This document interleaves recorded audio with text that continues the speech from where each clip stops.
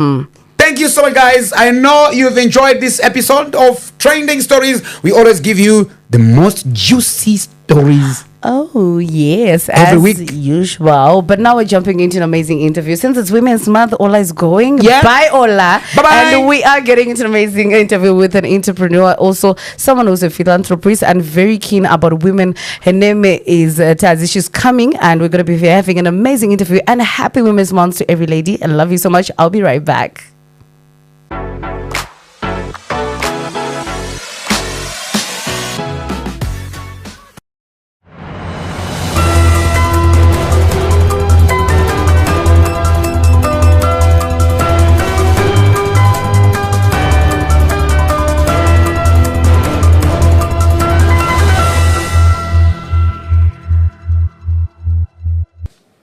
And welcome back. We are celebrating women this month. It is an amazing month of March, and we are saying vakadzi vakakosha, chengetedzai vakadzi kunze uko. And as we're celebrating women, I have an amazing guest. She is not just amazing, she's the best, trust me.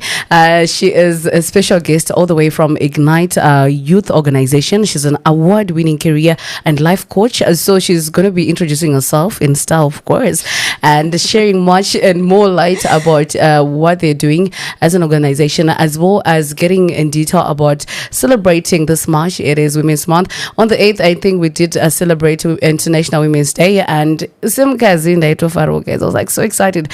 It takes a lot to be a woman, but yeah, so this month we're trying to be getting more women that are very influential in the certain sphere of influences, and then they'll be coming to the show. So without wasting much time, Tadzie, how are you doing? I'm good, yeah. How's it going? I'm great. I'm so excited to be with you today. I'm so happy to be here. Beyond words. Oh yes, That's great. That's amazing. So I'd like you to introduce yourself. Maybe I might have left out a bit of information so that people know what you do and who you are. Okay. So my name is Tadzie Madzima. I am the founder of Ignite Youth Organization. And it's an organization that provides a purpose-centered approach to career guidance for young people, which means that we are pushing young people to think beyond an 8-to-5 job, to leaving behind a legacy, to actually making a difference in their communities, to being leaders who are coming up with solutions to the problems that they are facing. So we are pushing young people to think beyond that 8-to-5 job scenario, which is what they are taught to think like when they are in high school. Wow.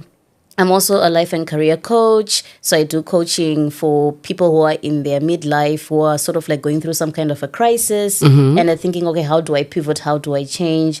And also I am a women's rights advocate, in the sense that I 100% believe in women and what we are able to do. Wow, that's a lot of shoes there. I was like, wow, the Sivira Kazimba.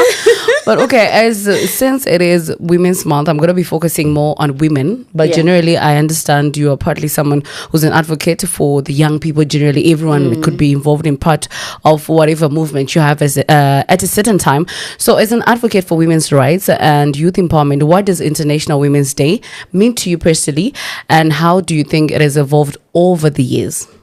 So personally, for me, two things stand out when I think of International Women's Day. For me, it's a time for celebration, but it's also a call to action. It's a time for us to celebrate how far we've gone as women, but at the same time, we cannot celebrate without taking a look at the things that still need to happen when it comes to women empowerment. True. And over the years, women empowerment has pushed the agenda of equality, but now we are looking at equity, and equity is a different look at how are we actually empowering women. True. Because when we're talking about equity, we're not just saying that we want to give you an opportunity. For example, we have a girl child here and we have a boy child, and then we say we've equally given them an opportunity to go to school. Yes, they're both able to now go to school, But the girl child still has challenges when it goes to school, because mwanamsikana ari expectwa kuti anofana kuya kumba kuzobika, anofana kusuka, exactly, mugama kusenosi yotsvaira, exactly. So there are additional obstacles that are unique to women that make it harder kuti achienda kuchikoro. Those things are the things that equity now takes a look at, that we're not just giving you an opportunity to go to school, but we are going to look at the challenges that might make it difficult for you to attend school and make sure that those challenges are addressed so that you can thrive. Wow. Yeah. Now that's detailed. Because I've always had a very big debate on when they talk about 50-50 and just say, okay, pane job opportunity apa pada kutakurwa masaga, right? Exactly. So since utati 50-50 mukadzi ngachitakurwa masaga ke 50 murume otakura ke 50, no talking about even the general kugosikwa kwaita munhukadzi, exactly, because the body wise and strength wise we're not equally compatible to do certain jobs. So yeah, I think you're shedding more light, and it's very interesting to be knowing most of the things. But you have achieved a lot as a life coach, a career guidance coach. You have done a lot with the organization that is the Ignite Youth organization. And can you share with me what really took you to that place? What inspired you to wake up and say, you know what, I really want to empower the young people. I want to be part of women empowerment movements. What really inspired you to take that career path? So for me, it was because I was raised by a single mom. Oh. And so I was able to see, just growing up as a little girl, seeing your mom achieve so much. It's not to say that there weren't challenges. They definitely were. But she managed to do a lot. She was able to take care of us, to put food on the table, take us to school. She was a tailor. Through that, she managed to do a lot for us. Just wow. So for me, it was inspiring because I learned resilience, hard work, all of those important qualities and values that you're supposed to learn as a young woman from my mother, just watching my mother. Wow. So that inspired me, and it taught me that I can do a lot. But at the same time, it also made me see the potential that young women have when it comes to how they can determine their own career paths. Wow. Sikaisongochikabva kuna mama. Tinotenda mama, because she actually gave us an amazing pacing at the end of the day. So with your purpose, your movement, you have impacted over 30,000. That's a lot.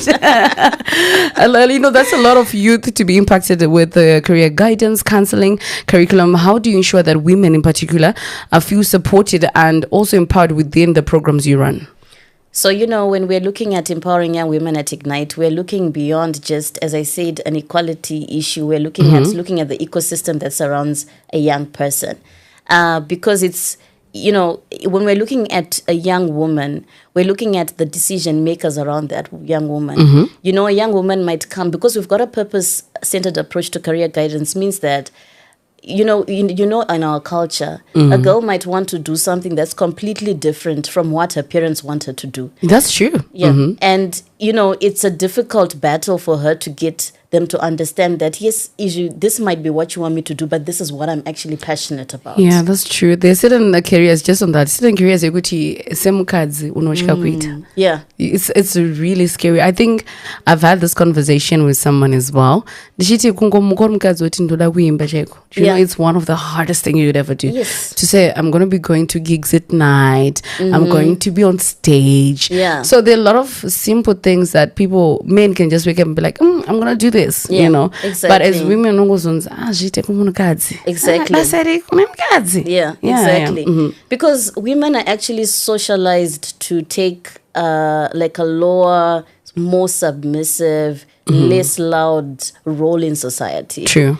If you look at, for example, even the curriculum, if you look like even patinodzidza grade 1 books, unongochiona mwana anenge achidzidziswa kunzi urikona mubhuku mubaba, even mapicture baba ndo vanenge vakabata briefcase vachienda kubasa, amai ndo vanenge vachisara kumba vane vana. It's those little things, yes. Those little things in our curriculum are socializing girls to think that they actually cannot really be bold and confident. Because if we even started changing those little things, my drawings, unotozona vasikana vakutotanga kutofunga differently kuti, okay, I can actually make a difference. I can actually do big things.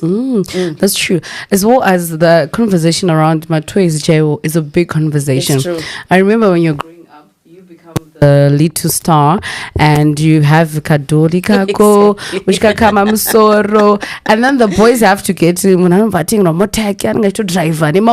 Exactly. so in their mind, I could write out Tinga Moja. But for me, I'm thinking I'm gonna grow up and have a child. Exactly. You know? Hey, yes. So those are some of that socialization of girls, of making them feel like there's something, this is the role you're supposed to play, means that girls are more cautious. They don't like to take risks. So when we're working with young women, we are trying to uproot that mindset and get them to see differently by showing them role models of women who have done a lot and exposing them to mentors who can walk with them on that journey. Wow. And at the same time, we're not just giving them career guidance that's just like, this is what you're good at and so pursue this. But we are also pushing them to think of how they can take up leadership roles, how they can go for something that they absolutely love doing, and how they can actually be successful in that. Oh, yeah, that's good. So talking about leadership, you as a youth leader as well, and you're a woman and you're leading a lot of people. I talked about 30,000. That's a lot.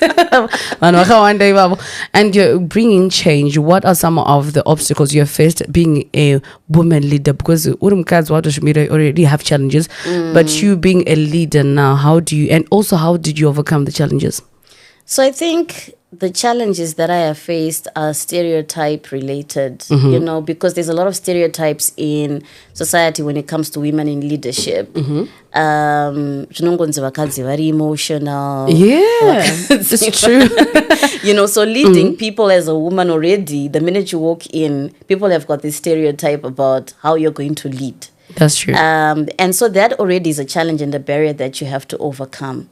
And I would also say that it's because women, when it comes to deals, generally, as our nature is integrity. We're not like, most men can just strike a deal, whichever case, however, so that the deal goes through. With women, we have more integrity, right? So let's say that, for example, I've got somebody who wants to do printing, whatever. I want a proper process. I want to see the quote. I want to see the invoice. That's true. Etc. But guys kind of can create relations, and out of those relations, they can then sort of like push the deal forward. That's a challenge for women, because what that means is that some people don't want to deal with you because they know exactly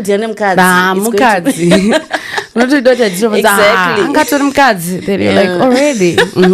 Exactly. So those challenges of those opportunities are less for women, because guys, even if it's like an opportunity, men will prefer to interact or do business with other men. Oh wow, that's interesting. Yeah. But now looking at Women's Month, this is actually a good chance for us as women to talk about some of the cases and things that we face. And you, as part of the amazing organization, the Ignite organization, how are you tackling also the issues? And also you can give me a highlight of some of the issues that you can say, okay, women are facing ABC in this era. I'm a 2000, my 90s, my 80s. You can just tell me what some of the issues that women are facing and also how you're tackling them. So one of our core issues at Ignite, which we tackle, because as we're providing career guidance for women, we also know that we can't just throw them into the deep end of whatever careers they're supposed to go for. An issue that has come up for us a lot, especially with the career guidance that we provide young women, is sexual harassment.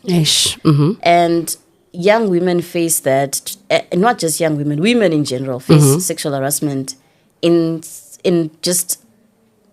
it's just unbelievable, the level of sexual harassment, because in Zimbabwean culture kind of downplays sexual harassment. That's true. You know what I mean? But that is actually sexual harassment. So you find that young women are constantly being asked to exchange favors in order for them to get attachment, in order for them to pass a degree. They're expected to do certain things at school. That's a major issue that we're currently facing when it comes to a huge hurdle that is stopping young women from actually reaching their full potential. And so what we are doing right now is we're running a lot of events and awareness campaigns that are related towards helping young women understand what are their rights, what is sexual harassment, what's sexual assault, what's sexual abuse, what avenues can they take, what are their rights and so forth, so that they're able to take action and empowered to do so.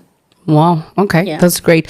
But you have been recognized with a lot of accolades for your work, including the Under 40 Africa Community Development Award. So, what do you think about, let's say, awards and recognition when it comes to women?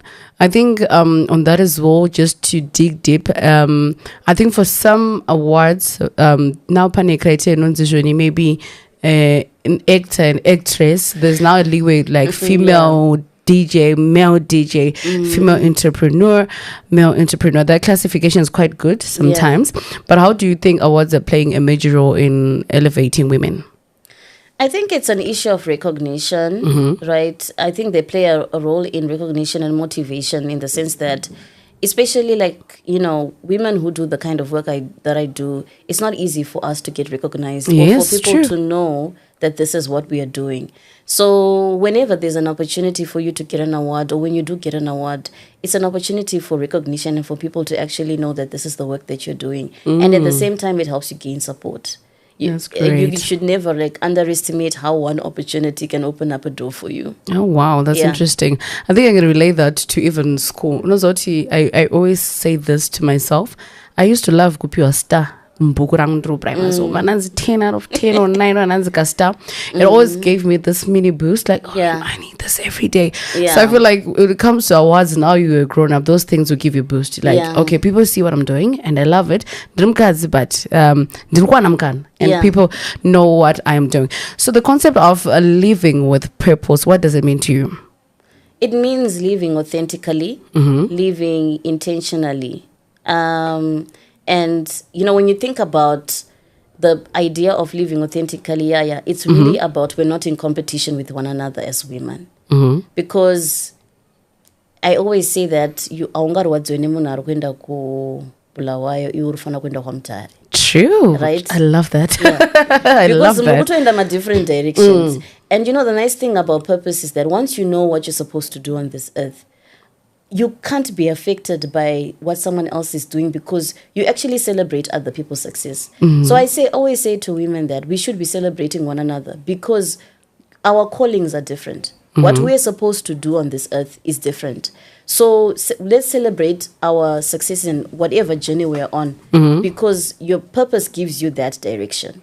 Oh, wow, that's detailed. I love the part, Yanzi.